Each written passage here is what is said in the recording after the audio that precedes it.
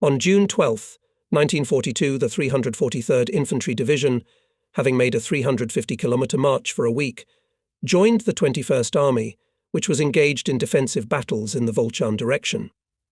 The regiment took the defence on the line de Czarnoye-Maximovka. Here we had our first meeting with the troops of the 6th German Army of Paulus.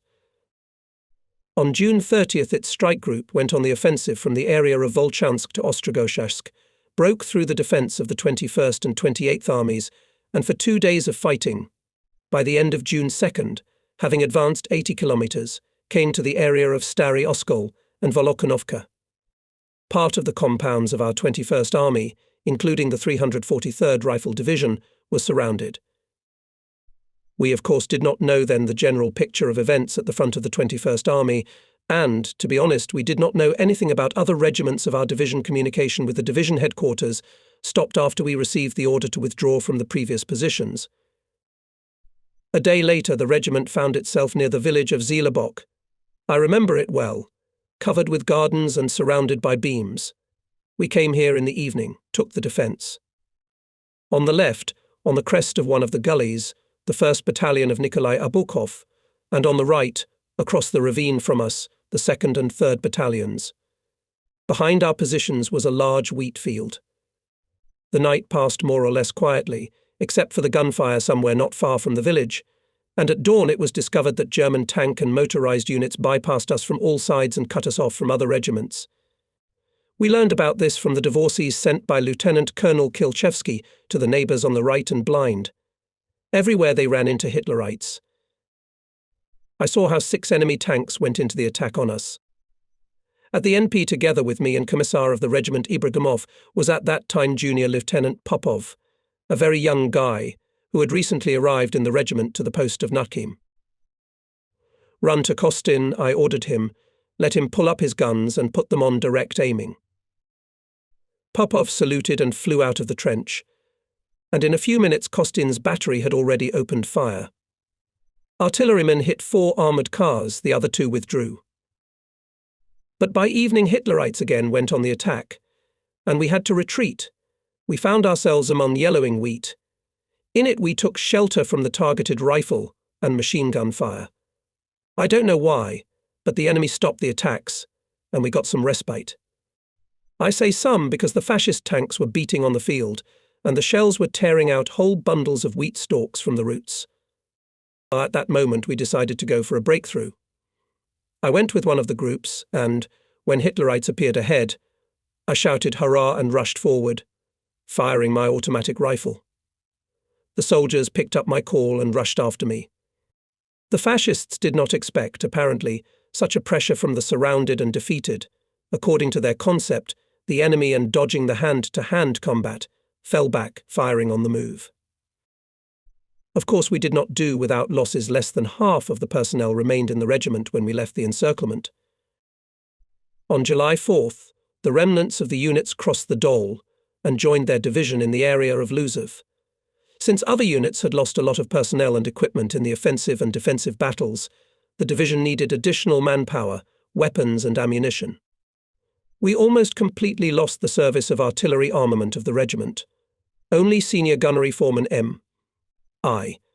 Klayev, who arrived in the regiment when it was formed in August 1941, and Gunnery Foreman S.I. Strepkov, a former mechanic of one of the aircraft factories in Voronezh, came out of the encirclement. On July 6th to 7th, in the area of Butalinovka, more than 400 men were transferred to our regiment, the remnants of the 1052nd Rifle Regiment of the 301st Division, which had suffered heavy losses. Fortunately for us, in this regiment survived almost entirely artillery service. It joined our regiment headed by the head of the artillery workshop, military technician NMM Kodenko. Together with him came Senior Art Master G.D. Gorval, Radio Master A.R. M. Zizukovich, Senior Weapons Master P. M. Kravtsov, Senior Chemical Master N.S. Makarov, and other specialists. Having been replenished with men and weapons, our regiment, as well as the whole division, was ordered to forcefully march almost 300-kilometre route through Vorobievka, Alexievskaya, Mikhailovskaya, and redeploy to the town of Frolov. Here we were additionally staffed with men, weapons and ammunition. The number of the regiment was brought to 60 to 70% of the staff.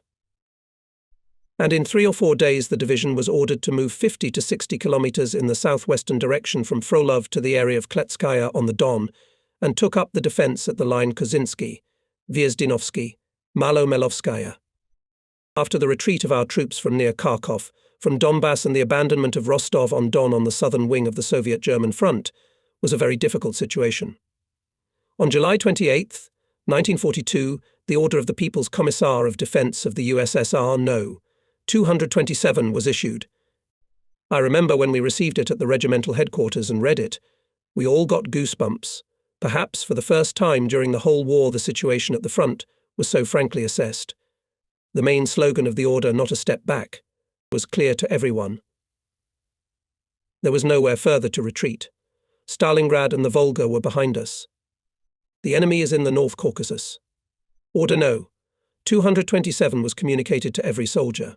All commanders and political workers took part in explaining it to the personnel, and it, of course, played its mobilizing role. People somehow tightened up, became stricter to themselves. At this time, parts of the division conducted enhanced reconnaissance on the right bank of the Don. It turned out that the enemy in our strip left only a small force for the defense of individual points, and the main corps of the 6th Army was concentrated in the area of Kalach, in readiness for the attack on Stalingrad from the west. This was used by the command of the 21st Army and gave our division the task to force the Don, occupy a bridgehead on its right bank near Kremenskaya, and reach the upper spurs of the Sukhoi Log Gulley. Such an order was received on August 1st, and on the night of August 2nd began forcing the river. The first to cross was the 1153rd Rifle Regiment, capturing the height of 174.1 by the end of the day and ensuring the crossing of the main forces of the division. Together with it, the 1155th Rifle Regiment crossed the Don near Malo-Melovskaya and captured the height of 184.1. Our regiment crossed the river on the night of August 3rd and entered the battle for the capture of Malo-Kletskaya. Capture of the bridgehead by our units obviously alarmed Hitlerites, and they already in the morning of August 3rd made an attempt to throw us back behind the Don. The attack of infantry and tanks was supported by massive airstrikes. On this day we were subjected to another attack. German planes dropped thousands of leaflets on the bridgehead. It was windless, almost a complete calm, as sailors say, and white sheets of paper circled in the air for a long time before falling to the ground. A few leaflets were lying near the regimental headquarters. I picked one up. On one side of the leaflet was printed an appeal to the soldiers of the 343rd Rifle Division to surrender as prisoners, because resistance, they said, was useless. Soviet Russia was about to kneel down and ask for mercy from Germany. And on the other side was placed a portrait of Stalin's son Yakov Dzhugashvili, who, as the authors of the text assured, was already in German captivity and had gone into the service of the Führer. This product of Hitler's special services was also a pass for surrendering into captivity, guaranteeing the life of the person who presented it. I brought the leaflet to the headquarters dugout, gave it to the regiment Commissar Ibragimov. Here, admire, Sabir Karlovich, what the Krauts have invented. He read the text, looked at the portrait and said to me, "Primitive propaganda, Yura. A Soviet fighter will never fall for it. And the portrait of Stalin's son is a clear provocation. Even if he was taken prisoner, which I don't believe, he would never serve the fascists." Many years after the war, I learned that Senior Lieutenant Yakov Dzhugashvili was indeed taken prisoner by the Germans and died there, and that Stalin rejected the offer of Hitler's command to exchange him for a captured German general. The whole day there was a battle, but all enemy attacks were repulsed. The division held the bridgehead. The soldiers fought fiercely. The 1st Battalion, which was defending a height near Malo-Kletskaya, had a particularly hard time. The enemy poured hurricane artillery fire on the positions of the unit. A little later came bombers, and finally came the tanks. Infantry rushed after them. Abukovsy did not falter. They cut off the machine gunners from the tanks, held on the heights. In one day the battalion fought off 3 attacks of enemy tanks, supported by artillery and aviation. In subsequent battles, this bridgehead was expanded by other formations of the 21st Army and was held until the Soviet troops went on the counter-offensive, until November 19, 1942. And our division was ordered on the night of August 13th to surrender its defensive line to the 321st Infantry Division. By the end of August 14th, we reached the line Novo-Grigorievskaya, Farm Yablonsky, and took up the defense. Here too we had to fight bloody battles. Mass heroism in the battle on the Volga expanses became the norm of behavior of Soviet soldiers. It is in this connection that I remember Junior Lieutenant G. Gordienko. His platoon was defending an important height. Up to 10 enemy tanks and up to 2 companies of infantry rushed to the position of the unit. The fight went about 2 hours. Hitlerites, having left 4 burnt tanks and up to 100 corpses on the height, turned back. The company commander sent his orderly to see the brave men. When the soldier came back, he could not speak a word. None of the platoon was alive. All 33 heroes died, but did not surrender the height to the enemy. Komsomol Sergeant Vlasov made an immortal feat. His department repelled another attack of the Germans. He was the only survivor. The fascists surrounded his trench. As long as there was ammunition, Vlasov shot cold-bloodedly and accurately. Then he fought back with grenades. And when there was 1 anti-tank grenade left, he clutched the handle and climbed out of the trench. 6 fascists rushed to our warrior to take him prisoner. But it was not so. Komsomolets Vlasov threw a grenade under his feet. I will not bore the reader with the description of battles, which the regiment fought in September and October 1942 northwest of Stalingrad. We repelled fierce enemy attacks and counterattacked ourselves, trying to improve our positions. We already knew that on September 12th the Nazis came close to the city, coming out on one of the sites directly to the Volga.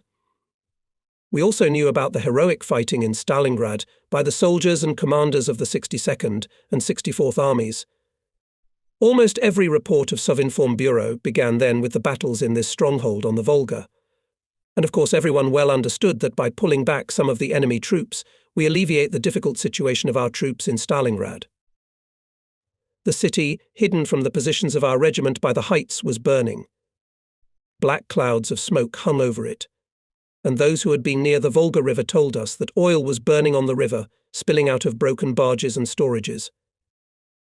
From September 28th to October 16th, the 343rd Infantry Division fought as part of the 24th Army, and then moved into the command of the commander of the 66th Army.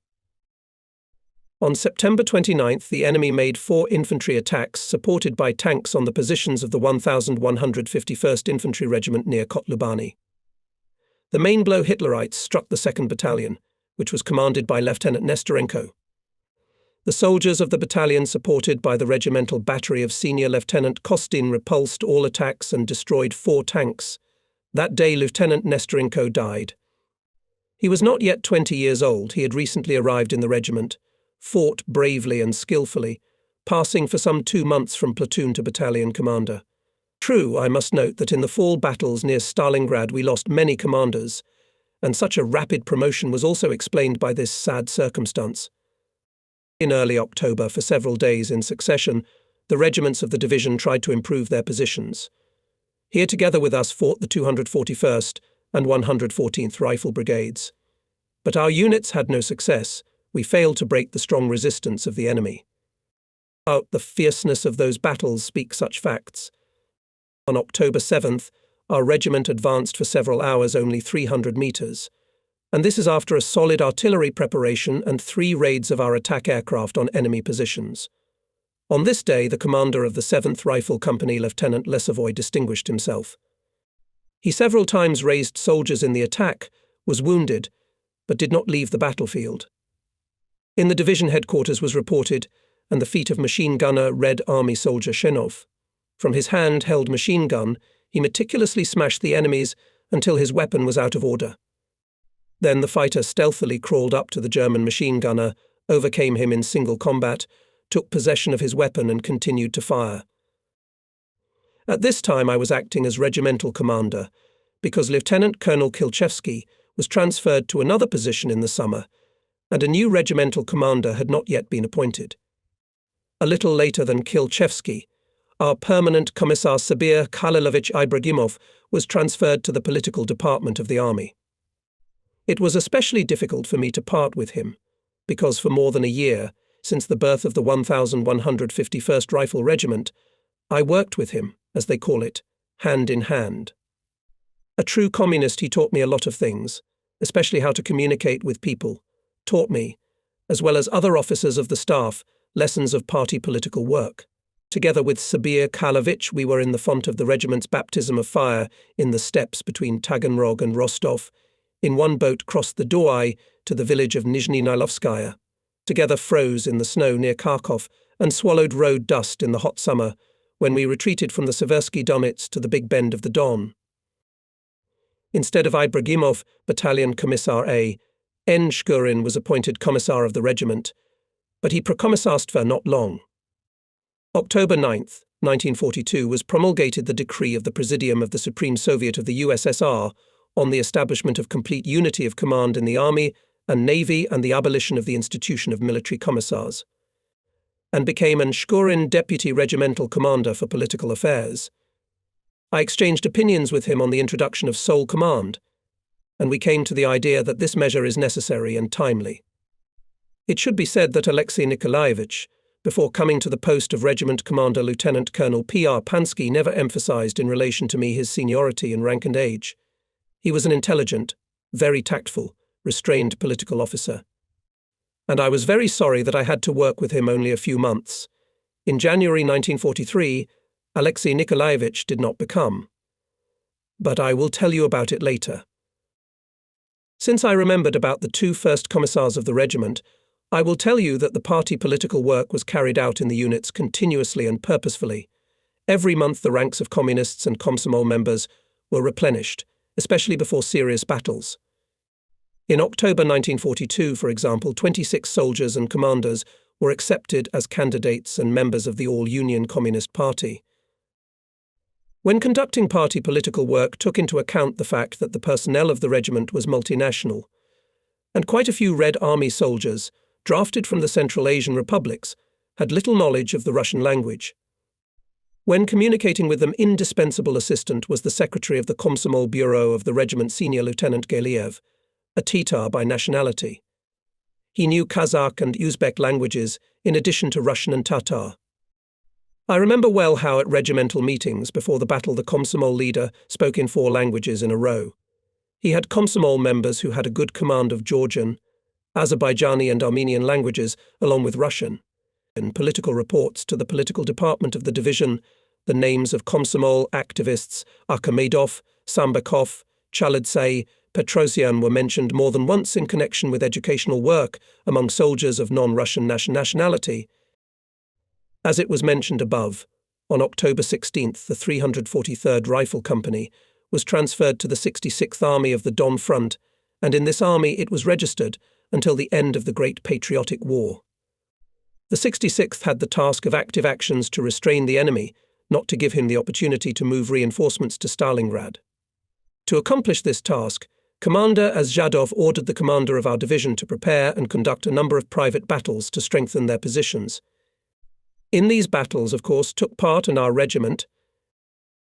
Especially memorable for me as the regiment's commander was the battle on October 20th in the area of Kopnoy Gully and height 112.7. The weather that day was, to put it bluntly, lousy. The rain that had fallen during the night had broken up the ground, and in the morning wet snow fell. It was hard to advance in such conditions. We had a half-hour artillery preparation, which ended, as usual, with a salvo of Katyushas. After that, our allies in groups of 5 to 6 airplanes stormed the enemy positions. It would seem that the success of the attack was assured, all the more that in the infantry fighting order were T-34 tanks. And again, as 2 weeks earlier, the regiments of the division could not advance more than 200-300 meters. Why? The enemy's fire points were suppressed only partially. 730 Shevers blew up on minefields. Hitlerites had time to mine again the passages made by our sappers. In short, the conclusion I drew for myself was unambiguous: the enemy's forces must be known thoroughly if you want to succeed in battle with little blood. I must say that in these 4 months in our regiment, and not only in our regiment, There was a rather difficult situation with the supply of food to the soldiers and horses' forage. The roads were muddy. Cars were stuck in the mud, and only horse-drawn wagons could bring food. One of October days, a group of soldiers of the transport company, headed by political officer Dudnikov, was returning from the supply base to the regiment. They were carrying food and ammunition. The wheels of the wagons stuck in sticky mud, and the convoy moved forward with great difficulty. Both men and horses were tired immensely and could hardly keep on their feet. It was decided to harness the horses and let them rest. And then one of the soldiers noticed that the horses were scattered across the field, bending their heads and eating something. It turned out that not far from the country road there was a whole field of unharvested wheat, though the bread was fallen. Dudnikov examined this field and came to the conclusion that at the expense of grain and straw is quite possible to replenish the regiment's reserves of fodder. About this he reported to me when he brought the cart to the regiment. I consulted with the deputy commander, and we decided to create a special group for grain harvesting. The main core of it was the men of the transport company, so immediately I entrusted this not quite ordinary business to Petty Officer F. Matura, a hereditary grain grower. With several men he went to the nearest villages to get pitchforks, rakes, scythes, rolls for threshing. Matura was lucky he got 2 pitchforks, 3 rakes, a broken roller, several scythes, and most importantly 2 faulty hay mowers. One of them was somehow assembled, and the work boiled over.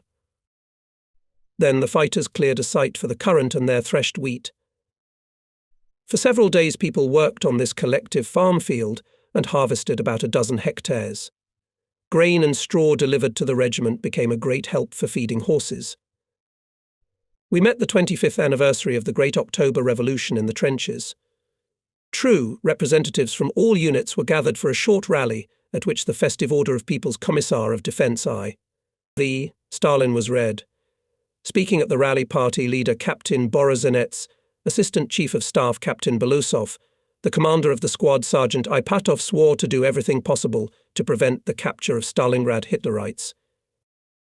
We of course did not know then that by that time the Supreme Command headquarters had already developed a detailed plan of our counter-offensive at Stalingrad, as well as did not know that the representatives of the headquarters, Army Gen. K. Zhukov, Chief Marshal of Artillery N.N. Voronov, had already worked for days in the troops of the Don, Stalingrad and southwestern fronts, preparing this counter-offensive. And on November 19th, the regiment received an appeal from the Military Council of the Don Front. Now, said in this appeal, on Pashushar fell the honour to develop a powerful offensive against the enemy. During the war you and I have hardened ourselves in the struggle, gained great military experience. New units have arrived to reinforce the front. We have all the conditions to defeat the enemy head-on, and we will do it for sure. A great honour fell to us today to go into a crushing battle against the damned enemy. How joyful for our people will be the news of our offensive, of our great advance, of the liberation of our native land. We will be able to crush the enemy hordes. Forward to the enemy. The appeal of the Military Council of the Front was communicated to all soldiers and commanders at the meetings held in the units. Speaking at them, soldiers gave their word that they would not spare blood and life for the defeat of the Nazis at Stalingrad. The day of November 19th was cold. A sharp wind was blowing, driving snow dust across the field, sweeping snowdrifts. White clouds were floating across the sky. We, with the Assistant Chief of Staff Captain N. Egorov, prepared the company of Lieutenant V. Fedorenko to capture the enemy. Fedorenko to capture the enemy bunker, which was an eyesore sticking out in front of the left flank of the regiment. Because of this strong firing point, fringed by a dense network of trenches, battles had already broken out. But so far it remained in the hands of the enemy. Soldiers of the company, divided into 3 groups assault, capture and reserve, moved to the front line. Artillery battery support opened fire.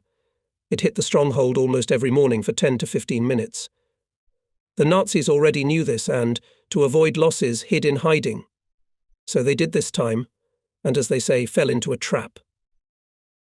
As soon as the first volleys sounded, all the soldiers of the company suddenly rushed forward, captured not only the first enemy trench, but also allowed the storming group to approach the pillbox.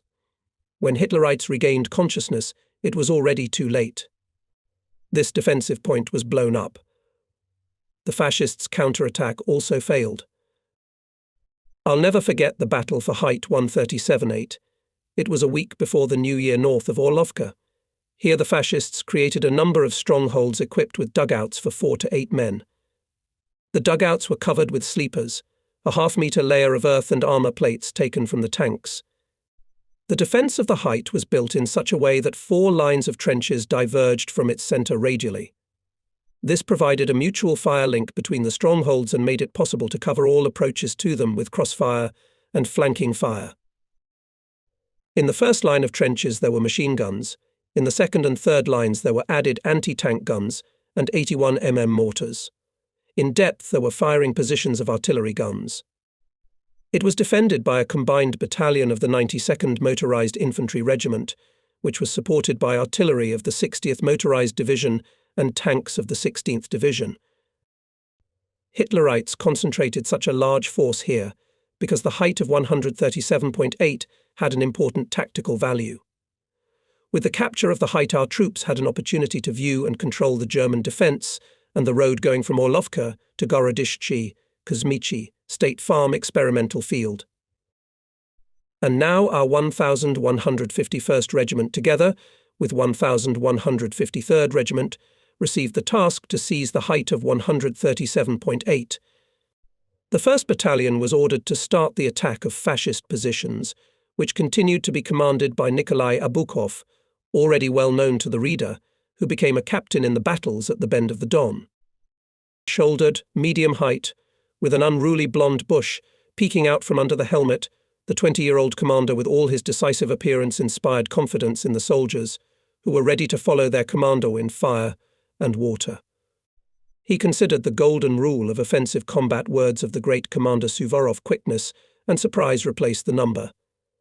Having thoroughly studied the intelligence data, Abukov skillfully arranged the forces, clarified the interaction of artillerymen, machine gunners, persistently instilled in all the soldiers that speed and onslaught decide the success of the battle. On the night of December 25th, the bad weather raged, the frost intensified, it snowed heavily, a blizzard was rampant. Even after dark, the battalion stealthily approached the starting line. At dawn, breaking the thick veil of snowfall, flashed fiery shells Katyusha. Divisional cannons struck next. Machine guns rumbled on the enemy trenches. With the first salvos of Katyusha companies went on the attack to strike the enemy simultaneously from the flanks and from the front. By short runs, falling and bogging down in the snow, the soldiers pulled up almost to the very front line. And when the batteries moved the fire in depth, the soldiers, together with the snow whirlwind, burst into the first trench. The regimental commander sent me to the 1st Battalion, and I ran with Abukov, not a step behind the first chain. On the left, then catching up with us, then running ahead, flashed with a red flag stuck behind his belt, Petty Officer I. A. Kuzmenko. In the trench we literally fell on the heads of the Hitlerites from the high bunker. Shots, blows, shouts, swearing, everything merged into one furious rumble of battle. The 2nd Rifle Company, headed by Lieutenant V.S. Fedorenko, was the first to break into the enemy's location, who bravely and resolutely enthralled the soldiers by his personal example. Especially successful were the machine gunners under the command of Staff Sergeant Pechorin, who, advancing from the left flank, were the first to occupy the German dugouts and thus contributed to the successful advance of the next group of fighters. Ahead is still a line of dugouts. Each is well fortified, adapted to the defence. In the course of the message to the nearest of them is approaching the machine gun crew of Sergeant Sheglov. To the right of him pulls out on the berm his armoured fighter Communist Nikanin. These are reliable and experienced soldiers. For a year and a half of war they have seen a lot, experienced, hardened. Somewhere in the back comes the sonorous bass of Sergeant Ivan Bezdorozhny. He and his crew Kostrichenko, Potorov, Leonov, Matvienko and Ruzanov are pulling up a 45 mm anti-tank gun. Infantrymen rush to their aid. Together they drag the gun across the trench. I look around for contact. Abukov catches it and shouts, "Kovtun Galchenko," to me. The liaisons appear as if from under the ground. I send them to the artilleryman with a request to intensify fire on the German dugouts. In a few minutes, the bursts of our shells become more frequent and denser. Here is already behind and the second line of dugouts.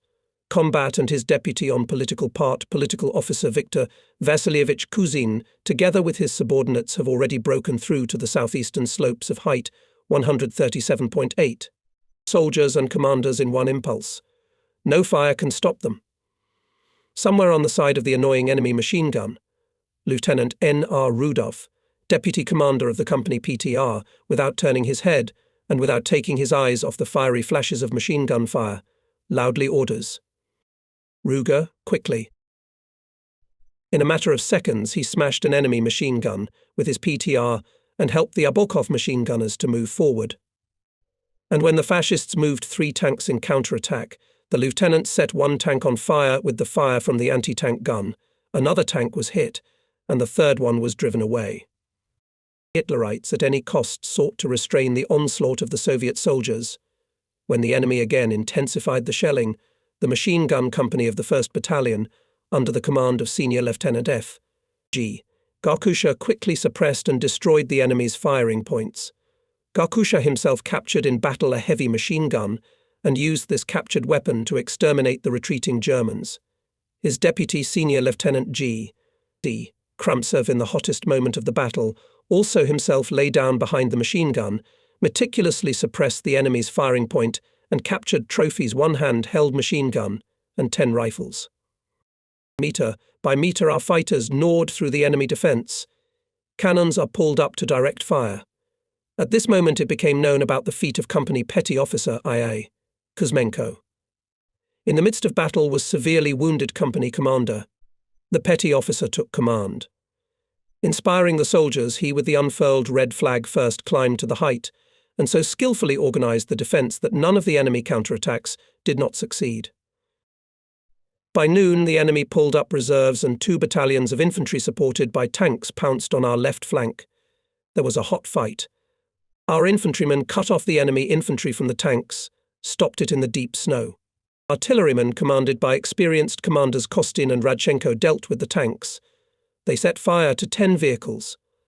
The rest were stopped by the fire of the anti-tank division from the depth of our defense and withdrew. When the height was fully occupied by us, the enemy began to counterattack the regiment with the support of tanks. December 26th, during one of these enemy counterattacks, was severely wounded the day before Distinguished Machine Gun Company Commander Garkusha. His deputy, Senior Lieutenant Kramtsev, took command of the company, which heroically repulsed 5 enemy counterattacks, and Garkusha was taken out from under fire machine gunner Red Army soldier V.D. Dmitriev. Iron stamina, amazing fearlessness was shown during another counterattack of Hitlerites by the commander of the squad of the APC company, Senior Sergeant A.G. Garkovenko. He was not confused when several fascist tanks rushed to the position of the unit, and the armoured gunner had only 2 cartridges left. Having instantly assessed the situation, he decided to let the tanks get closer and hit them for sure, without a miss.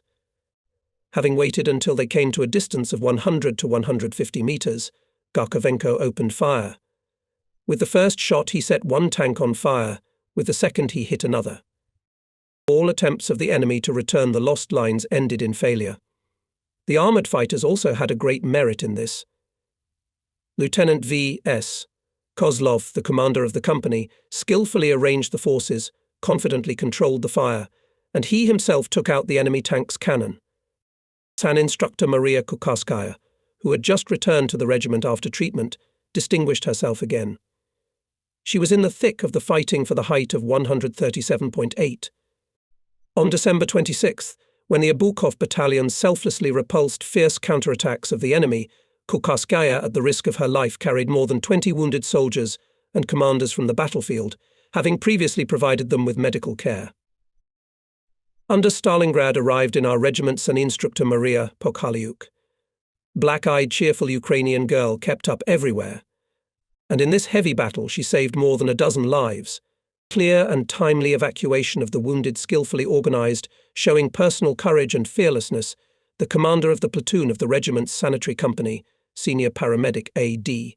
Nekrasov. Senior Lieutenant M. Marcinovsky, inspired by the exploits of soldiers of the 1st Battalion, wrote a poem Abokovsy, which was printed in our divisional newspaper Heroic March. There are such lines there, dedicated to the final stage of the battle for the height of 137.8. After all, here are the Abokovsy, 1 or 20. It doesn't matter. The fascists will never break through. The capture of this height deprived the enemy of an important stronghold and gave the Soviet troops the opportunity to develop offensive operations on the road to Orlovka, Gorodishchi, Kuzmichi, the State Farm Experimental Field, the Drevny Val Crossing and the Tractor Factory.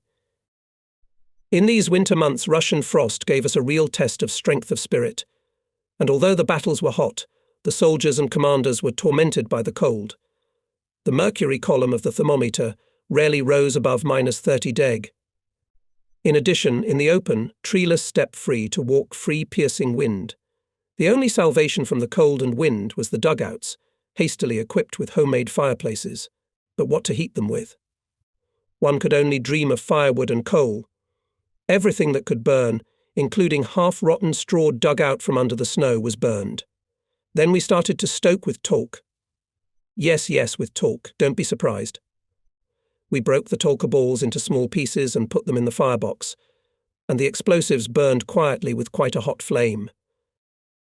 We tried to stoke with gunpowder from captured German shells.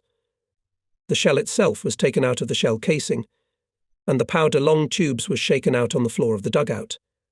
These tubes were crumbled and put little by little into the firebox. There was a small explosion, but the walls of the stove withstood it.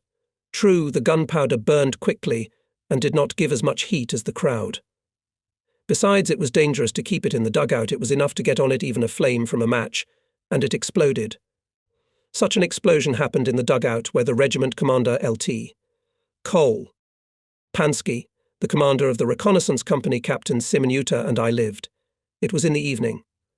Maria Pokalayuk, a sanitary instructor on duty in the trench, came in to warm up. In the stove, as usual, was slowly burning tolu, and about 3 meters away from it, on the floor, were several tubes of gunpowder. Siminuta, lighting a cigarette, inadvertently threw a match there. There was an explosion. All of them, however, were only slightly frightened. Nevertheless, the regiment commander forbade to use gunpowder from shells for heating. And we ate badly in those hard days. And not because there was no food in the warehouses. There was. But there was nothing to bring it on. Almost all the horses in the regiment had fallen from fodderlessness. And we had no cars. The main food was pearl porridge, which in the old Russian army soldiers aptly nicknamed shrapnel. Bread was delivered intermittently. The springs, from which we took water in the fall, froze. We got water by melting snow in cauldrons. But I can testify that even in such conditions the soldiers of the regiment beat the enemy fiercely, steadfastly repelled his desperate attacks. No one whined, did not complain about hardships. All honestly and selflessly fulfilled their duty to the motherland. In January, fierce fighting broke out over the Satu Gulley. The offensive was conducted slowly, from trench to trench, from dugout to dugout. Every stronghold we captured was immediately secured. Guns were mounted on direct fire, trenches for mortars, anti-tank guns and machine guns were equipped. This allowed us to successfully repel enemy counterattacks, to hold the conquered frontiers. In these exhausting battles we lost our comrades in arms. Brave officer showed himself in the battles for Satu Gulley, commander of the 1st Rifle Company, Senior Lieutenant D. Pisarev. Under the strongest enemy fire, he skillfully, tactically competent led his unit, was the first to break into the enemy dugout and captured 5 German soldiers. During the battle he was wounded 3 times, but continued to command the company. When a machine gunner was killed by a mine burst, Pisarev himself lay down behind the hand machine gun. But soon an enemy Zero wounded the intrepid officer. The command was assumed by Senior Lieutenant I. N. Petremkushvili, who boldly and decisively led the fighters into the attack. On January 19th, 1943, when the advancing units of the regiment had already seized the eastern spurs of Satu Bolka and the soldiers of the battalion were successfully moving forward, Captain Nikolai Dmitrievich Abukov died heroically when repelling one of Hitler's counterattacks. It happened in the area of height 112-7, where the fascists had 7 lines of trenches to a depth of 3 kilometers. The battalion penetrated too far into the enemy defense and exposed its left flank. That's where the fascist tanks with infantry troopers rushed. Abukov took with him a group of soldiers and rushed to meet the landing. They managed to run to the cut-off trench. 3 tanks were walking on a ledge right at them. Behind the vehicles, chains of infantrymen. The captain looked around Red Army soldiers, skillfully shoveled snow, laid on the bumper grenades and bottles with a flammable mixture. He, too, shoveled a groove in the snow and prepared grenades. The minutes of waiting are languid. Hitler's tanks are getting closer. Suddenly at this tense moment, the commander heard the excited voice of Maria Kukarskaya. "How can we get along with them? There is no cannon." Abukov sharply threw. "Immediately get out of here." "Take the grenades." Maria opened her bag, carefully placed 2 anti-tank grenades at Abukov's feet, and, ducking down, silently moved away.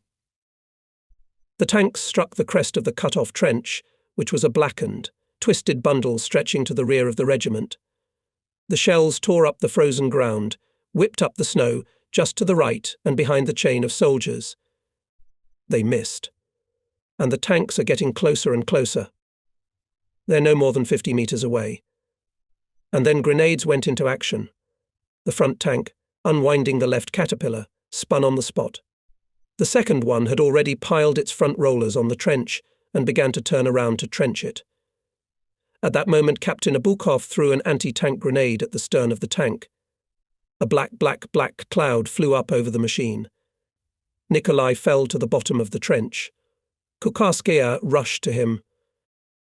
She opened the commander's jacket and squeezed her eyes shut. The uniform, pierced in several places, bloody soaked. The third tank did not risk approaching the trench. Shooting back, he faded to the beam. At that moment, the anti-tankers rolled out their guns to the cut-off position. In a short, bloody half-coat, Maria was rushing from one wounded man to another. An unwound bandage stretched from her bag with a white ribbon. Fatigue bent the girl's shoulders. Dozens of soldiers owed her their lives. With her own hands, she dug them out of the snow, bandaged them and dragged them on a frost-shortened cloak tent from the battlefield to the dugouts, to people, to warmth. Maria Kukarskaya's feat is unrivaled. Poems and songs were written about her at the front. The motherland highly appreciated her courage, awarding her the Order of Lenin for the battles near Stalingrad. Instead of the dead Nikolai Abukov, Senior Lieutenant M.F. Ananenko was appointed commander of the 1st Battalion. A communist with pre-war experience, Mikhail Fedorovich voluntarily went to the front from the post of chairman of the District Executive Committee. He was distinguished by enviable coolness and in the most dramatic situations of the battle never lost, acted bravely and decisively.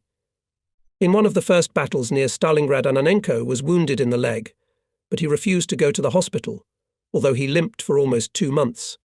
And to make it easier to move, he got a cavalry sabre, or rather, a blade without a sheath, and walked leaning on it like on a stick.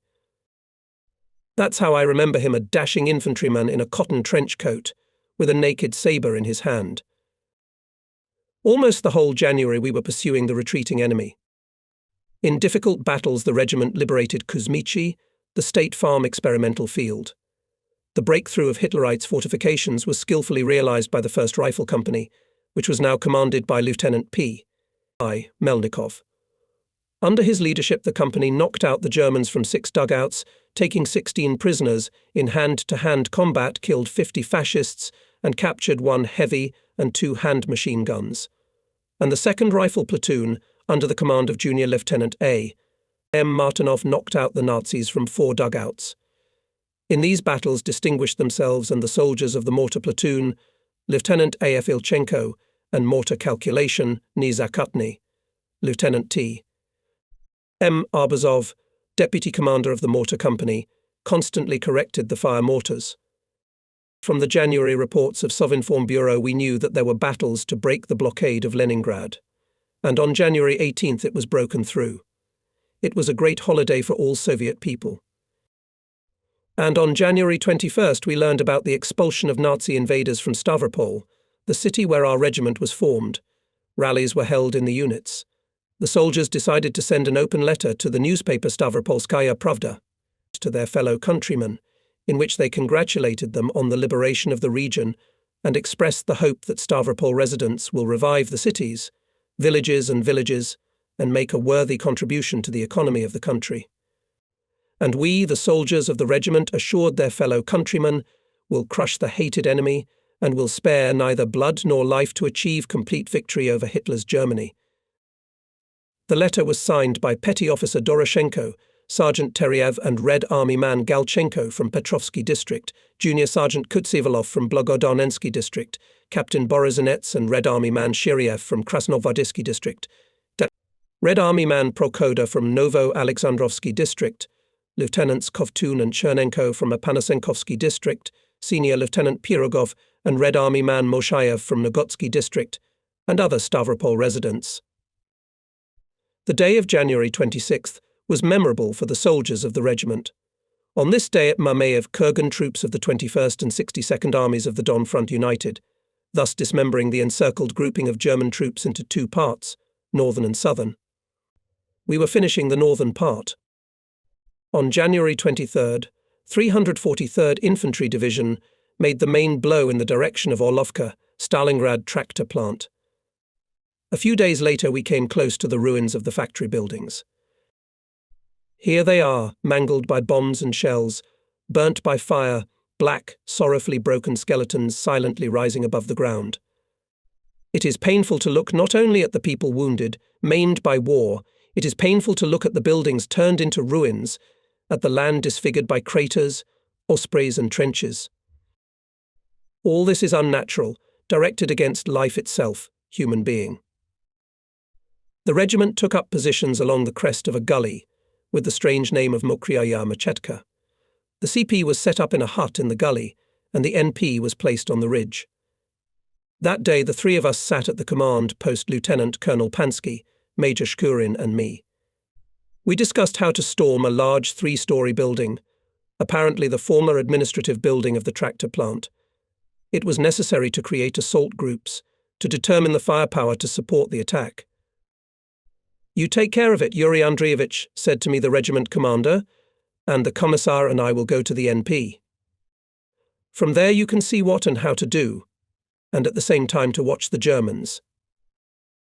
Not an hour later, as the telephone buzzer sounded, I picked up the receiver, pressed the valve with my hand. "Trouble, comrade captain." I recognized the excited voice of the Chief of Intelligence, Captain Belousov. The regiment commander was wounded, and the deputy commander was killed. 400 meters, separating the NP from the command post, I overcame in a few minutes. The good thing in the snow was already beaten path. I saw a sad picture. The dugout of the observation post had been torn apart by a shell explosion. On the earthen floor lay Pansky and Shkurin. The regiment commander was conscious, he was wounded in the leg, and the body of the deputy commander was terrible to look at. Both legs to the knees were torn off, his face was covered with blood. And there was a pistol lying nearby. Later we found out Shkurin was alive after the wounding, but put a bullet in his temple. Either he couldn't stand the agony, or he didn't want to be a cripple. My faithful front comrade, who was loved in the regiment for justice, courage, attention to people, died, and again I became the regiment commander. But not for long. And Shkurin was replaced by Battalion Commissar I.G. Bezukov. The morning of February 2nd was frosty, winter gloomy. Through the small frosted windows of the hut, nestled on the slope of the Mokraya Machetka gully, where the headquarters of our regiment, reluctantly oozed dawn. In the hut we had to light a smokestack. A thin, flickering light flickered over a roughly chipped table, around which on rickety, creaking benches sat my comrades, the Assistant Chief of Staff of the regiment, Captains L. K. Samorukov, A.P. Ishkov and the Chief of Intelligence, Captain A. Belosov. In the dim light of a smokestack the faces of my comrades seem older, sterner. As always calmly, looks Blue Eyes Alexei Samorukov.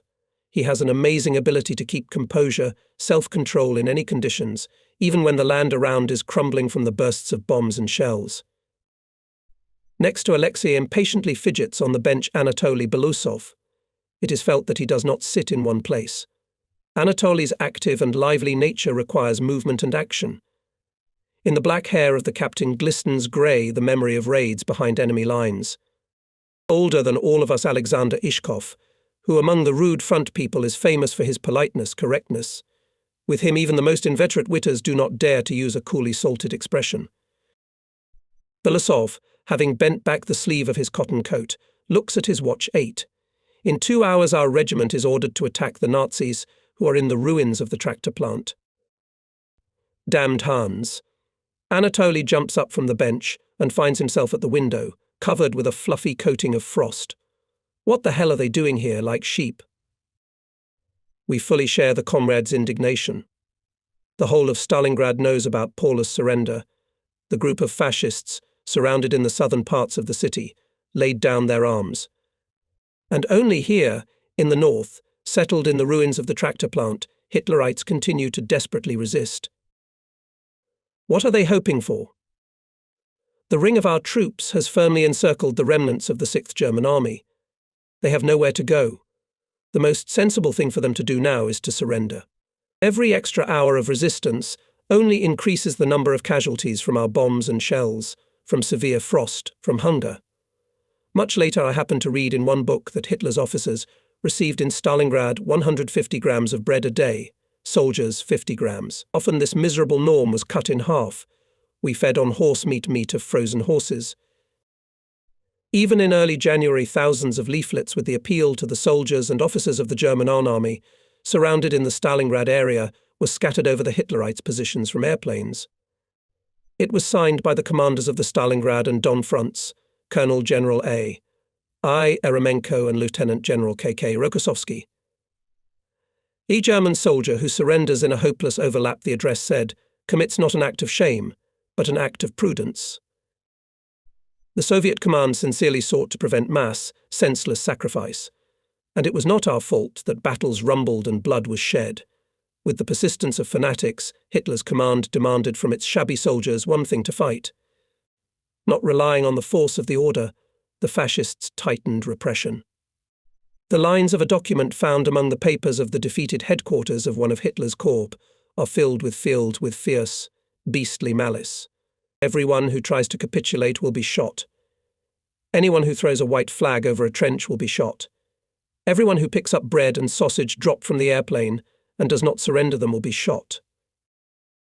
At the same time, an equally cannibalistic order was given to the encircled group: the wounded and sick shall not be given any more grams of food. And at the same time, by Goebbels' personal order, all radio programs for soldiers and officers of Paulus' army dying in the Stalingrad cauldron had to end with the song after December, "May always comes again." It is hard to think of a more monstrous, more cynical mockery of the people doomed to a painful death among strangers, ruins burning with fire and hatred. Nothing helped neither furious attempts to rescue the troops of the 6th Army from the encirclement, nor threats of execution, nor sentimental songs. Individual soldiers, battalions, and even regiments spontaneously surrendered. The very ones that, to the thunder of victory orchestras, entered Brussels and marched on Paris. The same ones that put the cities of Yugoslavia and Greece on fire, spilled the blood of peaceful Polish peasants, brought sorrow to the Soviet land. Fortitude and courage of Soviet soldiers sobered up many heads, clouded by delusions of world domination. The pointlessness of further resistance in the end recognized in Paulus himself, January 30th, 1943, produced by Hitler in General Field Marshals. A day later he signed an order to surrender the southern grouping of Hitler's troops. And the northern still continued to resist. Much we did not know in those days, much became known only years and years later. One thing we understood then well: the gigantic battle on the Volga was coming to an end. And each of us was burning with the desire to do everything to bring the days of victory closer, to clear the wounded city from fascist filth as soon as possible. We once again checked the readiness for the attack. It would seem that everything was provided for, everything was calculated. But in war, as in war, any surprises are possible. The Nazis had turned the tractor factory into a stronghold. The ruins were literally packed with firing points. Every metre of the ground, strewn with broken bricks and burnt iron, was shot by enemy machine guns. And our forces were, as they say, a pussycat. There were only a few dozen active bayonets left in the regiment. There would not be enough for a full-blooded company. Fighting in Stalingrad cost us a high price. Fighting in the city is much different from those conducted in the field. High buildings and other structures, closely adjacent to each other, noticeably narrow the view, constrain maneuver, complicate the actions of attached units. Destroyed houses, rubble in the streets, mine explosive barriers, fires split the originally adopted combat order of attacking units into separate groups, which often have to act independently. Fighting in Stalingrad led to the birth of new methods of fighting the enemy. In the conditions of a large city, the most effective were the actions of assault groups and assault detachments. Their composition and structure depended on the nature of the attacked object, its size, the strength of the defense, and the combat effectiveness of the garrison.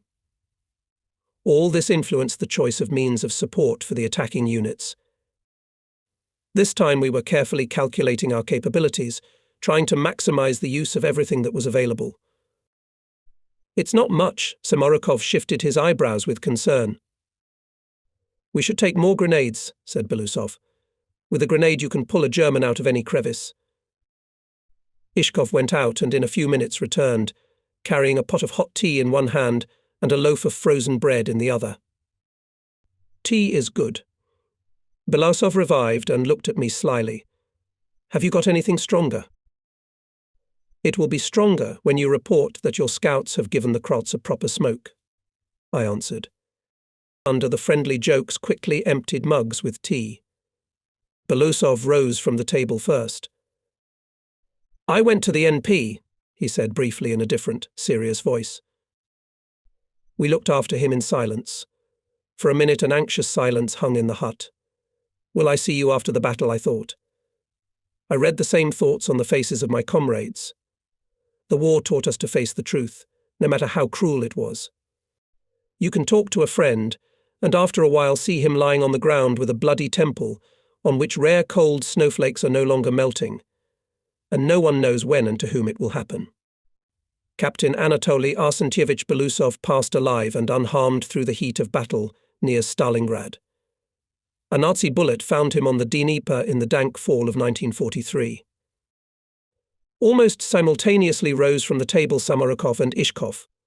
In their eyes, too, there was no trace of recent jokes. At the front I had witnessed more than once how even the most hardened, fearless people before the battle subtly changed, as if they cut off everything unnecessary from themselves, concentrating their thoughts on one thing, waiting for the first, most languid minutes of the attack. Suddenly the telephone beeped. I hastily picked up the receiver and heard the familiar voice of the commander of the 1st Battalion, Senior Lieutenant M.F. Ananenko. Comrade Captain. The commander's voice was filled with some kind of joy that was still incomprehensible to me. We have a parliamentarian here. What parliamentarian? I was surprised. German. A lieutenant, I think, with a white flag. What news?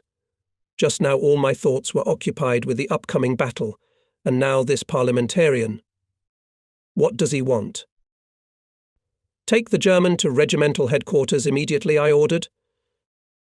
Obviously on my face was written such excitement that Samorukov and Ishkov at once exclaimed.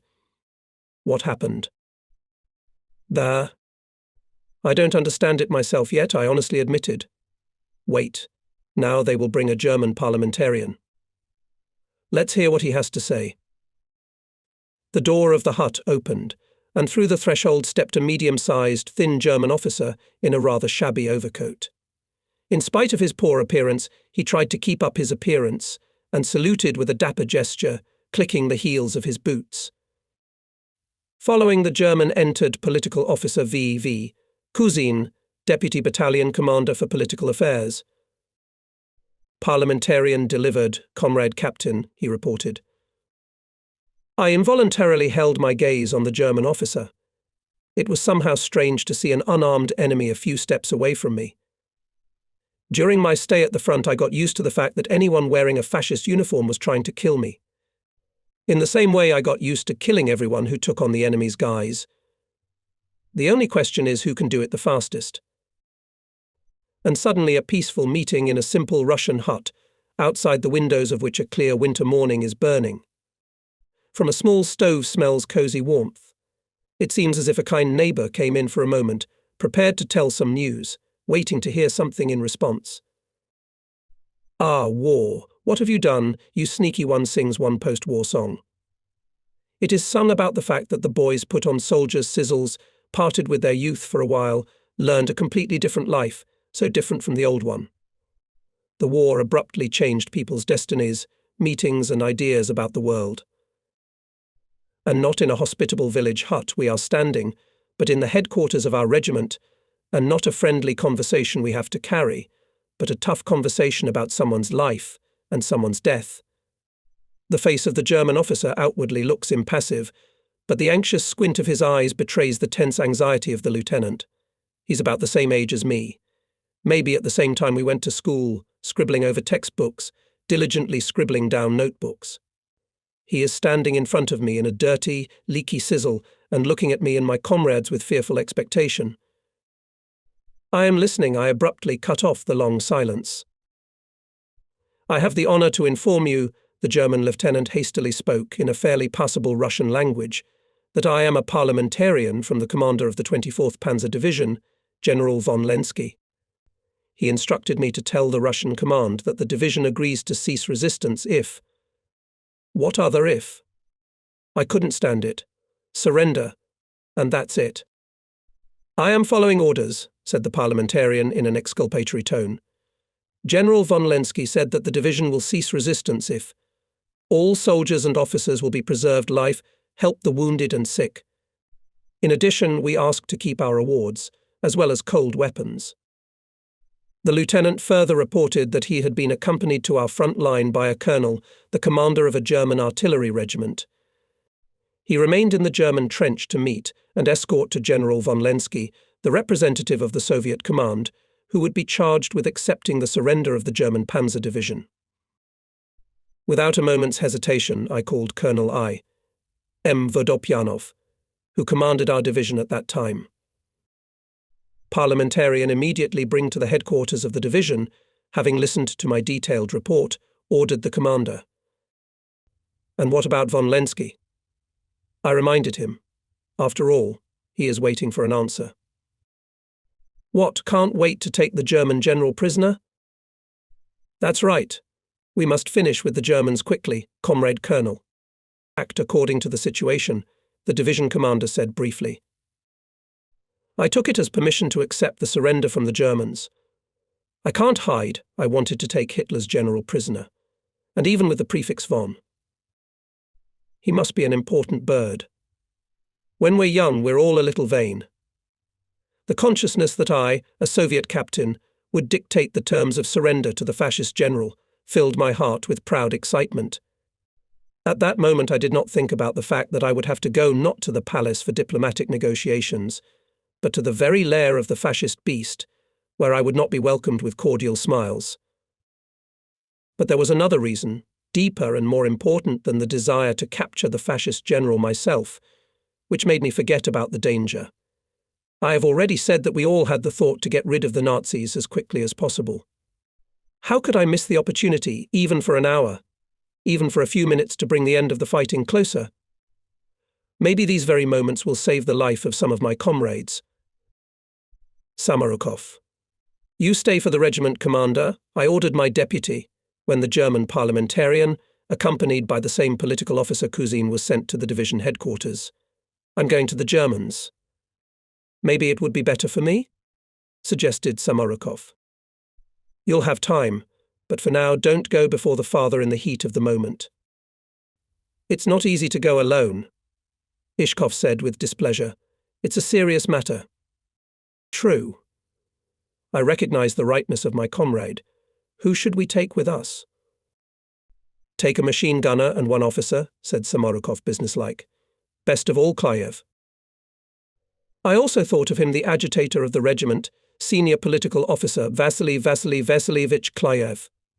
Everyone knew him as an exceptionally restrained, cold-blooded officer who did not lose his presence of mind in any, the most difficult circumstances. he was best suited to participate in negotiations with the Germans. A few minutes later, Klayev arrived at headquarters. Having silently listened to my order, he smiled miserably. I have never before seen how to accept the surrender. Get used to it. I laughed. Look, someday you will be invited, as experienced in Berlin, to accept the surrender of Hitler himself. We wanted to believe that the victory at Stalingrad would be the beginning of our decisive offensive, that the end of the war was just around the corner. The first hope, in general, was justified. There was a break in the consciousness of the entire world community, which recognized that our socialist fatherland could not be defeated, that the crushing defeat of the Nazis at the walls of the legendary hero city saved the whole world from fascist slavery. Statinius, aide to us President Roosevelt, wrote the American people should always remember that in 1942 they stood on the edge of the abyss. If the Soviet Union had not held the front along the entire line, the Germans would have occupied England, followed by the occupation of all of Africa. Then they would have opened the way to Latin America. Courage and unparalleled steadfastness of Soviet soldiers who broke the back of the fascist beast in the snowy Volga steppes ensured peace and freedom for millions of people on the banks of the Thames and the Amazon, the Nile and the Mississippi. As for the hope for a speedy end to the war, it was not so simple. Ahead of us awaited new brutal battles, new kilometers of front roads, hundreds of days and nights separating us from the great victory. In a low, semi-dark dugout we were met by the battalion commander, Senior Lieutenant M.F. Ananenko.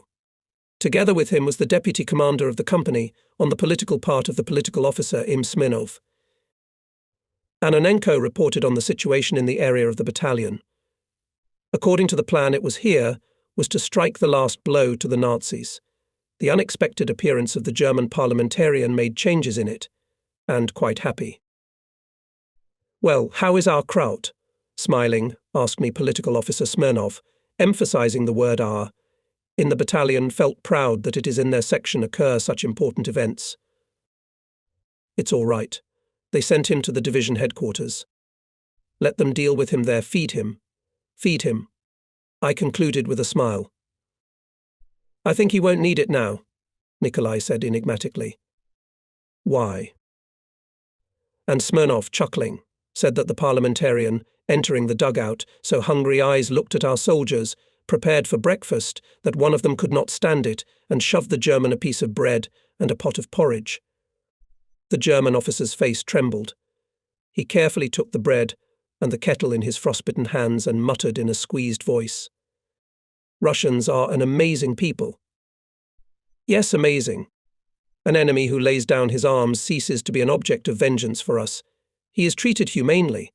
Never, even during the most severe and harsh trials, Soviet soldiers have never ceased to be humanists, people of a big, kind heart. We came out of the dugout. The machine gunner who accompanied us raised a stick with a white flag higher, and we climbed up on the berm of the trench. There was still an unusual silence over our and German trenches. Only somewhere in the distance, to the north of us, there were occasional shots. We stood at full height, and at that moment I seemed to myself strangely grown, unprotected. It seemed that if I took a single step forward, the silence would immediately explode with the crackle of machine gun and antimate bursts and grenade bursts. Well, let's move, overcoming a momentary weakness, I told my comrades. We had already moved away from our positions by 70 to 80 meters, when a tall, wary-faced German colonel came out of the trench to meet us. He looked at us incredulously, looking for insignia. But we were dressed the same way in Telegoriki cotton pants and felt boots. Clothes very convenient for combat operations in winter, but completely unsuitable for parade rank presentation. Regimental Commander Captain Normenko, I came forward. Your parliamentarian has arrived to us. I am authorized to accept the surrender of your division. From behind the shoulder of the colonel came forward some man in a half-military uniform and quickly spoke in German. I realized that the colonel had brought an interpreter with him. They exchanged a few phrases, and the interpreter, carefully enunciating the words, said in a subservient voice, Mr. Polkovnik earnestly requests a visit to the headquarters of his regiment. What for? I was wary. We need General von Lenski. Take him to him. The interpreter frightenedly repeated my demand in German. The colonel's face showed confusion. He turned to the interpreter again. He listened attentively to the long tirade and turned to us. According to our established procedure, Herr Colonel must report to Herr General von Lenski by telephone and obtain permission to meet him. What a bureaucracy they have set up here. I muttered in my heart, but Klayev soothingly put his hand on my shoulder. To hell with them. What can we do, if that's how they do it? Let's go to the headquarters, to the colonel. The Germans led us along a path winding between piles of broken bricks, remains of burned cars and snowdrifts covered with a thick layer of soot. Corpses were visible. One of them caught my eye. A German soldier was lying flat on the frozen ground. He spread his arms wide, as if he wanted to take our land with him. For a moment I had a vengeful feeling in my soul. No one called this fascist to our land. You wanted our land? Get it frozen, smoky, did not want to become even a grave for the hated invader. We came to the ruins of some building. The colonel silently walked forward, pushed open the board door that covered the entrance to the basement. We went down the steps covered with ice. It was dusky and cold under the low vaults of the basement, where light could hardly penetrate through the narrow windows. The German colonel had disappeared somewhere. The interpreter tramped after him and disappeared. I looked around. Dozens of wounded soldiers were lying and sitting on the dirty cement floor. From all sides I could hear moans, incoherent shouts, curses. There was nothing to breathe in the stale air from the smell of filth, rotting wounds and burnt rags. We've had it, spat the machine gunner who was accompanying us. Hearing the sounds of Russian speech, several wounded men, who were closer to us, became wary and turned their heads in our direction. There were threatening cries. I felt uneasy. What would it take for one of the fascists, who had lost their human form in this stinking dungeon, to shoot at us out of spite? Then we'd have to prove that we came here in good faith. And then the colonel just disappeared into thin air. Isn't this all a trap? What do we do now? I was beginning to think how we could get out of the cellar safely, if events should take an undesirable turn, when the colonel appeared out of the darkness, accompanied by an interpreter. He waved at us from afar. It's all right. Mister. General von Lenski is waiting for you at his headquarters. And it was funny and annoying to watch all these ceremonies that the Germans had organized around the obvious need to stop resistance. Who needs this pathetic game of significance when hundreds and thousands of soldiers are dying of wounds, hunger, fierce cold? Frankly speaking, I was tempted to say to the Germans, cut the crap. Time is running out, and only the fear that this might harm the cause for which we had come here kept me from strong expressions about the praised German pedantry. We were relieved to get out of the cellar. After the stuffy gloom of the underground shelter, the winter sunny day seemed to me even brighter, and the frosty air unusually fresh and clean. The German colonel went ahead again. In about 10 to 15 minutes we found ourselves near the ruins of a house, near which a sentry was standing. He silently let us inside.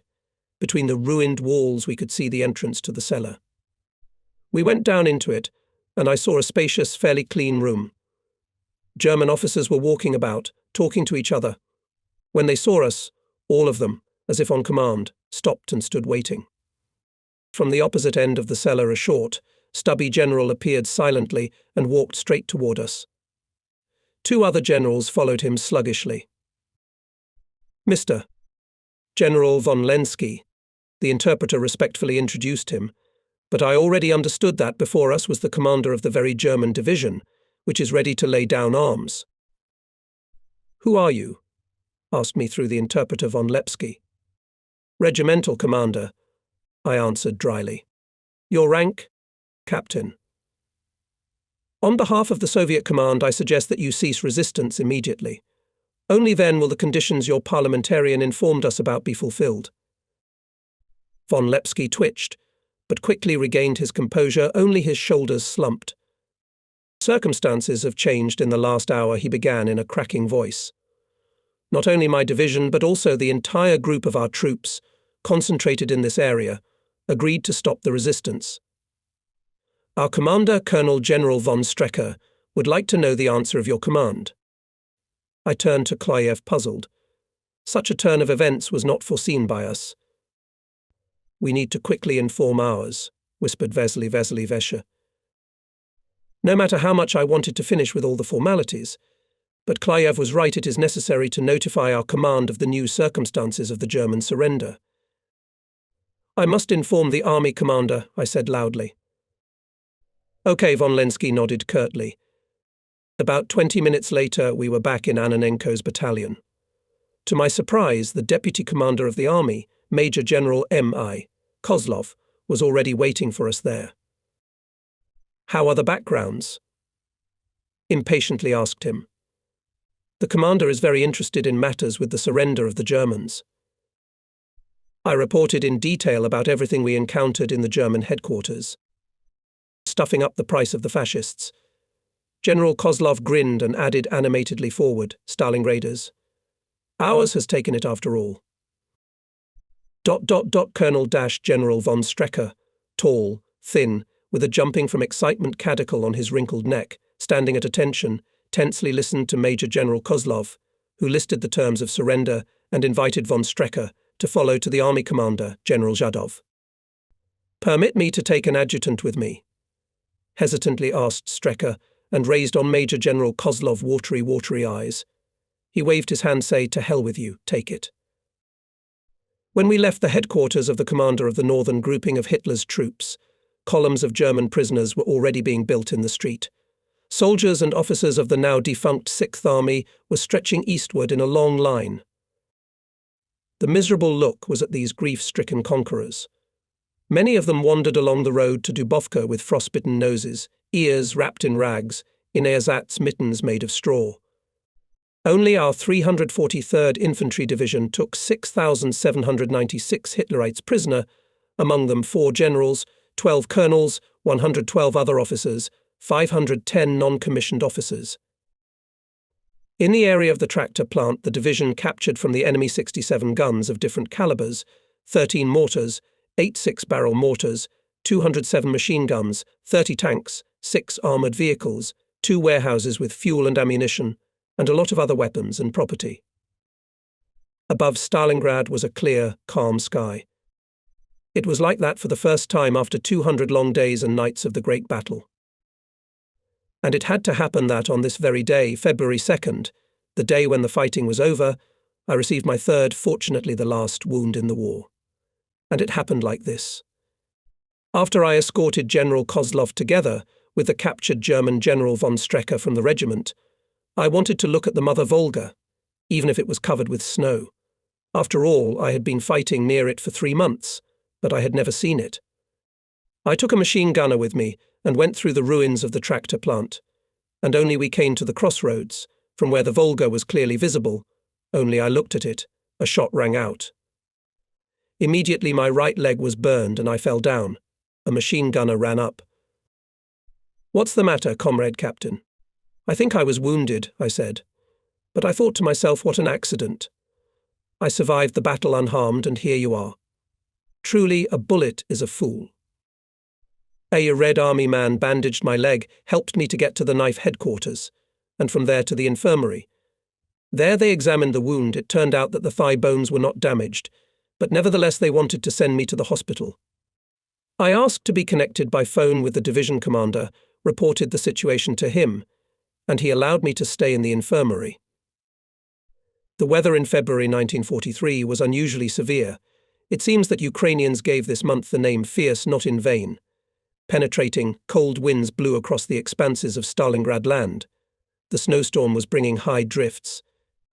The snow gradually covered under its cover the mangled enemy tanks, guns and other military equipment scattered haphazardly on the steppe, covered the craters from aircraft bombs and artillery shells. Unusual was also the silence that reigned around, which replaced the rumble of cannonade, the crackle of gunfire, rumbling almost continuously on the banks of the Great Russian River for half a year. Each of us, frontline soldiers, felt along with a sense of pride and moral satisfaction a feeling of some physical relief, as if after an incredible strain managed to throw off the shoulders of an impossible weight that threatened to crush you with its enormous weight. My heart was jubilant, but at the same time it was pierced by a sharp pain at the sight of the smoking ruins of the Volga city, which was dear to all of us, Soviet people. The whiteness of the snow contrasted sharply with the black holes of windows and doorways in the destroyed houses and buildings of the tractor plant.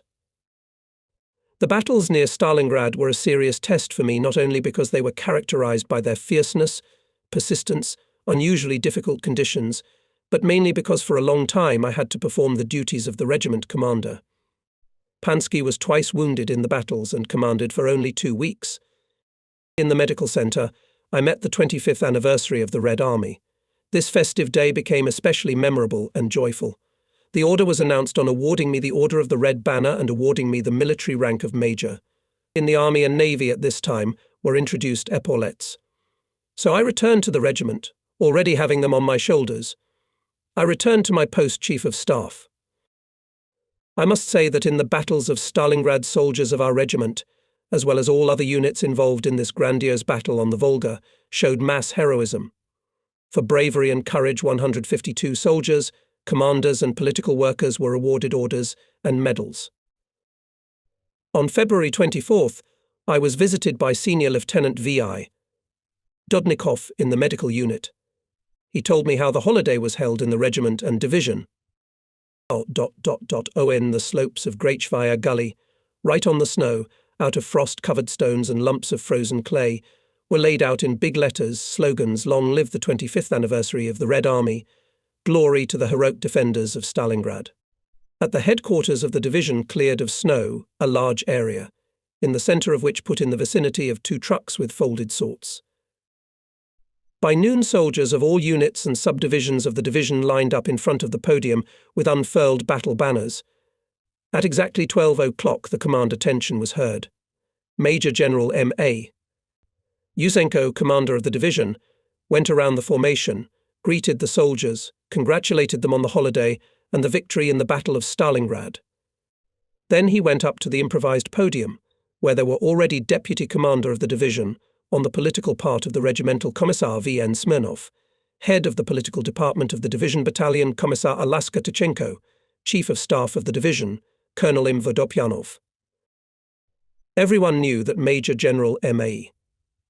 Yusenko during the Civil War was awarded 2 orders of the Red Banner for bravery and courage shown in battle. We also knew that he considered it his duty to be among the soldiers, trying to see everything with his own eyes, had a kind, truly paternal character, remaining a demanding, strong-willed commander. In his short speech he noted the main milestones of the quarter-century heroic path of the Red Army, called on all soldiers, commanders and political workers to carry with honor the battle banners, covered with glory in the coming battles. He emphasized that the victory at Stalingrad was of great political and military importance. A loud hurrah echoed repeatedly in the frosty air. Then the units and subdivisions marched past the tribune in a solemn march. Dudnikov brought me in fresh issues of the divisional newspaper Heroic March. In one of them was published a poem by Lieutenant J. Satanovsky, Stalingrad March. Of course, now I realize that it is far from being a poetic masterpiece. But in those days, when the battles on the Stalingrad land were still fresh in my memory, the poem seemed to me even good. I will cite here a few quatrains of this march. Let us remember, fellow Stalingraders, of recent affairs, how the military road led us to victory. Let's remember the Rodnikova Gulley, the first battle for the height. Let's remember how in a blizzard and a blizzard we reached the Satu Gulley. The road was not easy. The way to Stalingrad was hard. Words to those who met their doom. Like a Bulkov, the combat. Through the experimental field, Kuzmichi and Drevnie Val, to the very walls of Stalingrad. We were led by our general. For almost a month our regiment was at Ilovlia station. Like other parts of the division, was engaged in combat training. During the classes, special attention was paid to the accelerated mastering of combat skills with the use of firearms, hand-to-hand combat techniques, general physical training of new recruits. The regiment was staffed with personnel. The division created training units, where officers and sergeants with extensive combat experience were appointed as commanders. In his memoirs 4 Years of War Hero of the Soviet Union, Army General A.S. Zhadov rightly noted that these measures later fully justified themselves. We were able to significantly replenish the losses at the expense of our own training units. Now, we built combat training taking into account the requirements of the combat regulations of the Red Army Infantry, which came to the troops at the end of 1942. It took into account the experience of fighting in 1941 to 1942 and gave clear recommendations on the organization of both offensive and defensive combat. The statute also defined specific duties of commanders and staffs to manage units in combat, to organize interaction. Our 343rd Infantry Division in early April arrived at the place of its new deployment at the station Kanovaya. In the middle of April 1943, by the order of the Supreme Commander-in-Chief, the 66th Army was transformed into the 5th Guards Army, and on May 4th, also by the order of the Supreme Commander-in-Chief, the 343rd was transformed into the 97th Guards Rifle Division. And our 1151st Rifle Regiment became from that day on to be called the 289th Guards Rifle Regiment. By that time, the regiment commander P.R. Pansky, who had already become a lieutenant colonel, had returned from the hospital. All of us together, the regiment commander, his deputy and the political part 1. G. Bazukov and I thoroughly discussed the plan to hold meetings and talks in all units dedicated to the transformation of our division and regiment in the Guards. But first there was a division-wide rally. Our mood on May 5th was solemn and uplifted, which was in no small measure facilitated by the warm spring weather. The first to speak at the rally was the division commander, Major General Ma Yuzenko. He announced the order to transform the unit into the 97th Guards Division, congratulated all present on this event, and expressed confidence that its soldiers will honorably carry the name of Guardsmen to increase their feats of arms and achieve together with the entire Red Army the final defeat of the hated enemy. By this time, all the units of the regiment were fully staffed with personnel, weapons and ammunition. Although fierce battles were to be fought, and the Guards were persistently preparing for them. Companies learned to storm the long-term, deeply echeloned enemy defences, studied methods of fighting new types of German tanks and self-propelled guns. Regimental and battalion staff studied methods of unit management in all types of combat. Party political work in the units intensified. Party and Komsomol workers paid a lot of attention to the new additions. They told the young soldiers about the combat path of the regiment and its traditions. Company and battery party organizations were strengthened in all companies and batteries.